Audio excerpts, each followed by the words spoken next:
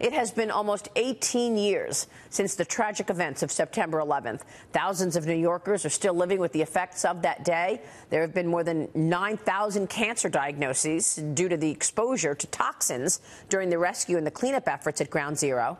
Since 2011, more than $7 billion of federal funds have been set aside in the September 11th Victim Compensation Fund. That's in order to help those affected. Just last week, though, officials announced that the fund is running out of money, and victims will start to see their payouts cut by as much as 70%. Joining us right now is Uniformed Firefighters Association of Greater New York President Gerald Fitzgerald. And Gerald, it is good to have you on the program. Gerard, I'm so sorry about that. Right. Gerard, first I want to say thank you so much for all that you and your colleagues have done and what you did on September 11th. We, of course, will never forget.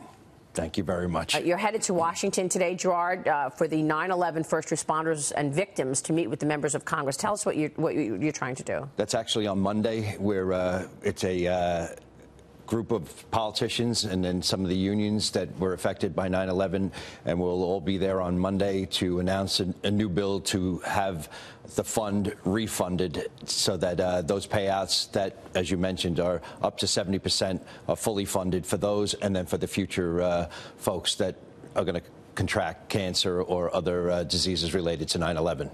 So how much are you looking for, or how much money they need? Well, we're going to ask for it to be funded forever. So it's an open check that we're asking. But the first two times they did it, it was 5 years at a time. The last one in 2015, which is scheduled to expire in 2020, more patients or more cancer victims have come down than they predicted. So that's why the fund is running out. Wow. Jon Stewart's been a very vocal advocate for replenishing this fund. I saw him on the Fox News channel, in fact, talking about this very issue. How important is it to have more voices outside of the first responders community, outside of the unions, to really talk about this issue in front of TV cameras that would ultimately force the constituents to these politicians to act? Well, Jon has been a huge force, great comic, but common sense guy, and he's brought great light to our situation. When someone like me is asking for money from my members, some people might turn that off and not realize how important it is. But we're not asking just for firefighters or police or the Port Authority police. We're asking for all the victims, the people that live downtown, the construction workers that were there the next day and so forth. It's a big deal. The volunteers that were down there, which were great. They made New York a small town for that short time as you came up or down West Street, going or coming into Ground Zero. The signs, the waving, the food that they brought to us, it was tremendous. So we need those folks are sick also. So this is for them. All of us. Of the people coming in now with claims, what percentage, roughly speaking, are first responders versus people in the community?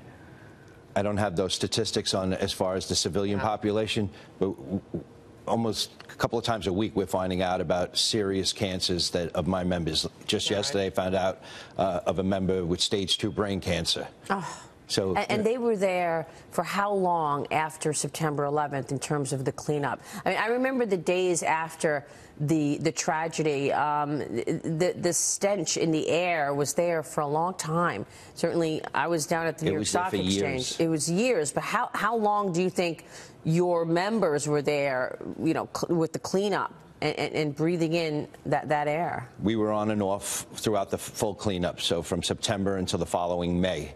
Not all the time, but, taking turns, different times. But for those, to be a participant, you had to be there on September 11th or the 12th, or a collective 40 hours thereafter until the site was closed into May.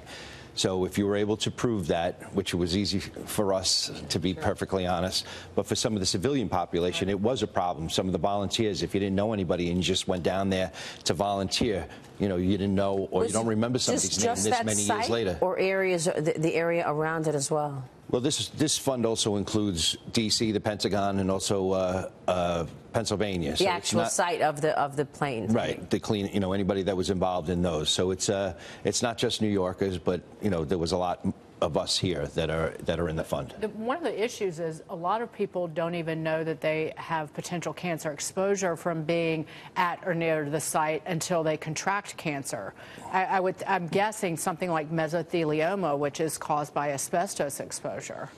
Absolutely, and we're stubborn firefighters, but the good thing about us is that we have annual medicals, so it's part of our job. We've been doing it since all of us got on, so that's a big deal.